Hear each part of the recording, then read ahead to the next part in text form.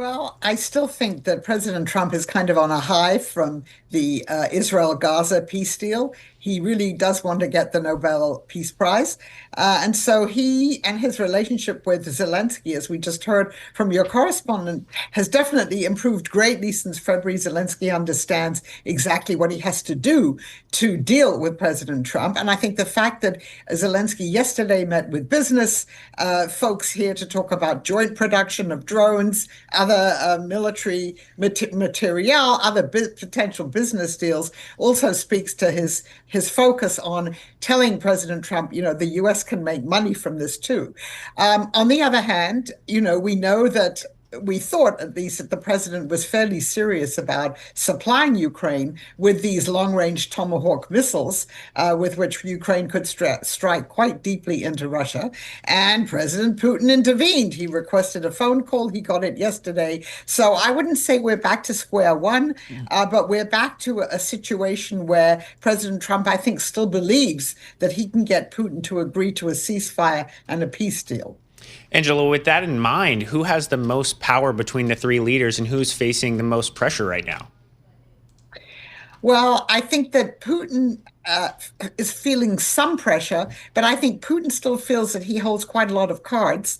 He's in no hurry to end this war. He still believes Russia can win. I think President Trump is really more of a hurry to end the war, and clearly President Zelensky wants to see it end because of the terrible loss of life there.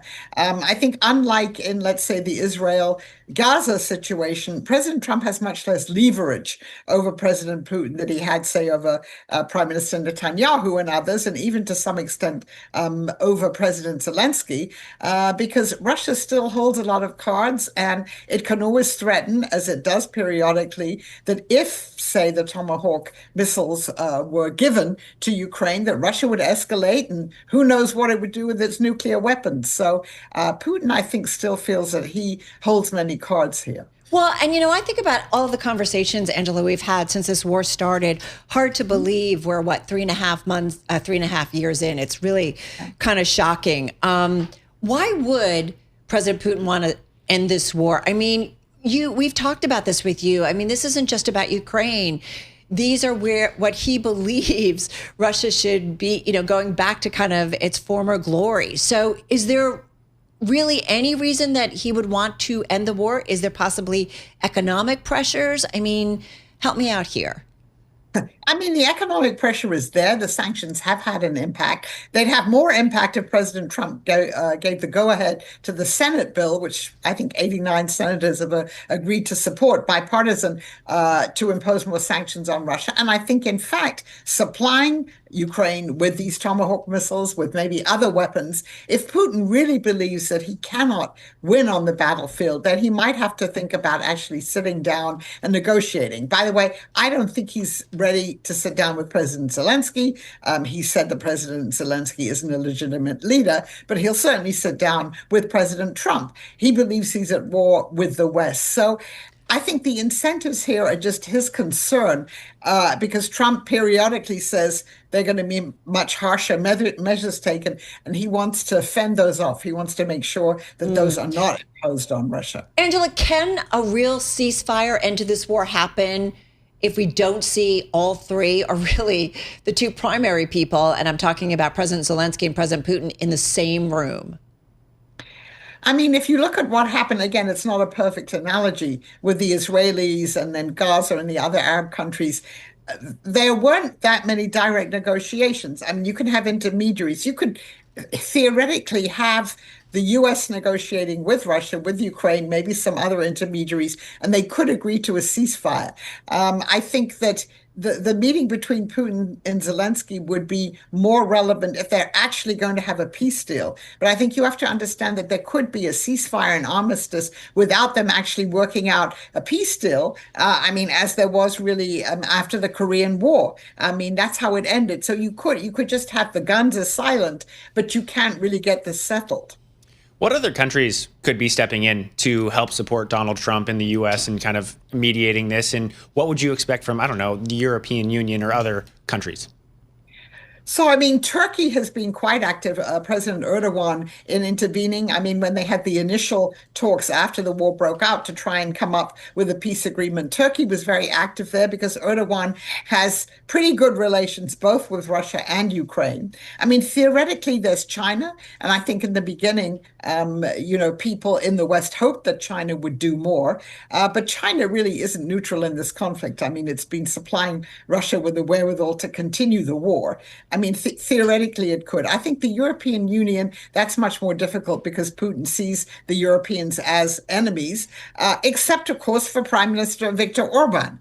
But his problem would be, as an intermediary, that he's been very critical of Zelensky. I mean, theoretically, Hungary is neutral in this war, but it isn't really. So I think Turkey, maybe China, I don't know, Saudi Arabia was involved in the beginning in trying to get the two parties together. So there maybe are some other countries that could be involved in helping to negotiate this. How do you think President Zelensky feels when he's in a room and President Trump does mention Mr. Orban and that he's playing a role and there's going to be a meeting in Hungary? Like, how do you think that comes off?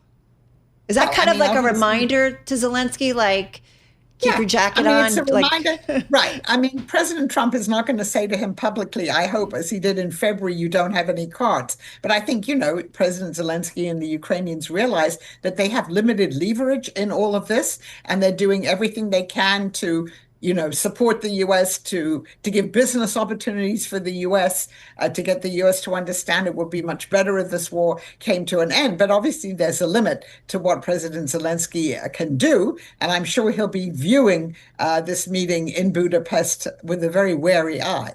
And Angela, just given your experience and your focus on the topic, what happens next in your view, and how long does this drag on?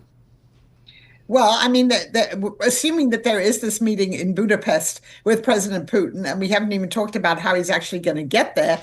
This will be his first trip to Europe since the war broke out, and most of the airspace is closed to him. But assuming he does get there, I'm assuming that there will be, more discussions about the possibility of various things. Putin, I'm sure, will push the settlement that he thought that Stephen Witkoff had agreed to, but apparently hadn't, which is that Ukraine would have to cede to Russia all of the 4 provinces that Russia claims to have annexed, none of which Russia fully controls. In other words, Ukraine would have to give some territory to Russia. In return, there would be a quote unquote land swap. There is some land that it might get back.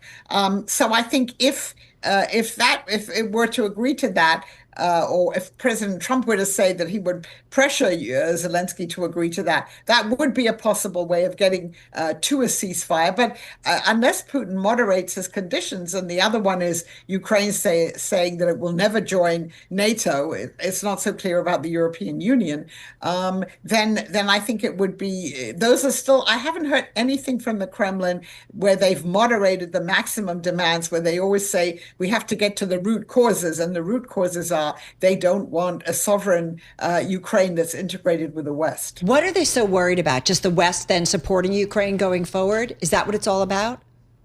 Well, they're worried about that. And what about the example? What about if you actually had a successful, prosperous, much more democratic Ukraine next door to you? That also might, give the population in Russia something to think about. President Trump, how crucial is he in all of this, in your view? Oh, I think he's very crucial. I mean, I think, under the Biden administration, there were no negotiations because the Biden administration essentially only had very few contacts with Russia after the full-scale invasion. So I think President Trump is a very important player here, and I think he's going to have to decide how much pressure he's going to bring to bear on both sides, and what the U.S. would be willing to accept for both sides as a reasonable at least precondition to a ceasefire. Hey, one last question, 30 seconds. Does President Putin respect President Trump?